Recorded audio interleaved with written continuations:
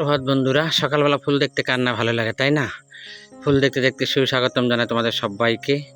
তার সাথে সাথে আমার মার কাজ শুরু হয়ে যাবে। আমার মার কাজটা তোমরা একটু কষ্ট করে দেখতে থাকো বন্ধুরা। শুরু হলো বন্ধুরা, এর মধ্যে পেঁয়াজ দিছি, কালি জিরা দিছি, যে লঙ্কা ভাজা দিছি, তারপরে যে বেগুন করছি, যে বেগুন বাটা করবো। আমার আমার বড় যা তার জ্বর, ভাল লাগছে না, বলছে বাটা দিয়ে ভাত খাবো। আমার মামা আমার দাদাও বলছে বাটা দিয়ে ভাত খাবে। তার খাওয়ার আয়োজন বাটা, সিদ্ধ বাটা, এই যে বেগুন।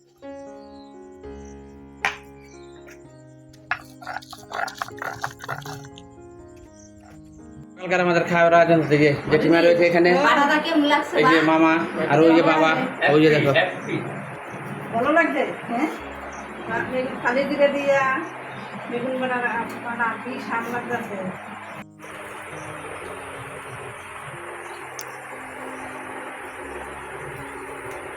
একটা ঘটনা ঘটে গেল বন্ধুরা, সেটা তোমাদের সঙ্গে আজকে শেয়ার করছি। বাবা গেছিল চুল কাটাতে সেলুনে, প্রায় 1.5 থেকে 2 ঘন্টা বসে থেকে চুল কাটাতে পারেনি। অভিমান করে বাড়ি চলে এসে আমাকে বলছে ওই রেজার আছে বাক্সে, আমাকে মাথাটা টাক করে দেন। বললাম টাক করতে হবে না, কাছে আছে, দেখি যতটা সম্ভব চেষ্টা করে দেখি। কোনোদিন তো কাটেনি, চেষ্টা করতে তার দোষ নেই।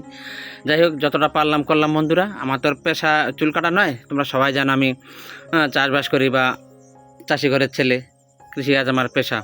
তারপর বাবা দেখলাম যেটুকু কাটলাম, দেখলাম বাবা খুশি, আমিও খুশি। তারপর বাবাকে বললাম কি, তুমি টিউবওয়েলের পার যাও, কলের পার যাও, গিয়ে স্নানটা সেরে নাও, গায়ে চুল ফুল পুরো ভরে গেছে। বাবা কথা মতো তাই করলো। বাবা যখন স্নান করছে, তার পাশাপাশি আমি ওই কলের পার খুব ঘাস হয়েছিল বন্ধুরা, সে কিছুটা ঘাস তুলছি, সেটা তোমাদের সঙ্গে শেয়ার করলাম। দেখো কত ঘাস হয়েছে, দেখো আমার বাবা স্নান করছে, অভিমান করে চলে এসেছিল। দেখো অবস্থা আমার সেই অভিমানী বাবা।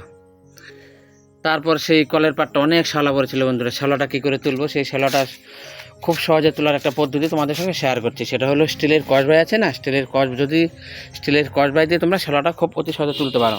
যদি টিউবওয়েল পাটটা বা কলের পাটটা শুকিয়ে থাকে, সেখানে 1 মগ বা 1 বালতি জল ঢেলে দাও, সঙ্গে সঙ্গে স্টিলের কসবাইটা নিচে ফেলে দিয়ে পা দিয়ে কিংবা হাত দিয়ে ঘষো, দেখবা ঝকঝকে পরিষ্কার। কিন্তু হাতের থেকে পা দিয়ে বন্ধুরা সবথেকে ভালো, কারণ সবাই এখানে আমরা ব্যবহার করছি তো, ঠোঁয়াটা পড়ে থাকে, স্নান করি ইত্যাদি ইত্যাদি অনেক কিছু থাকে, ঠিক আছে। যাই হোক, ওইভাবে পা দিয়ে ঘষে দিচ্ছি।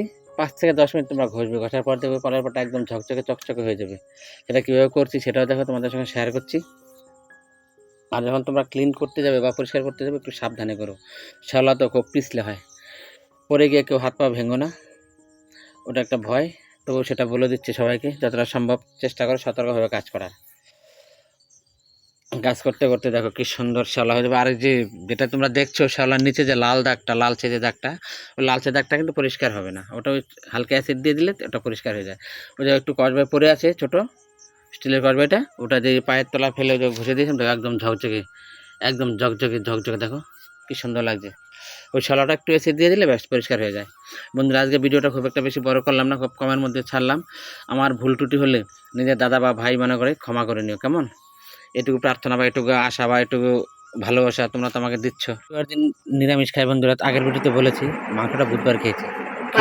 নিরামিষ তরকারি, টক ডাল, মাংস।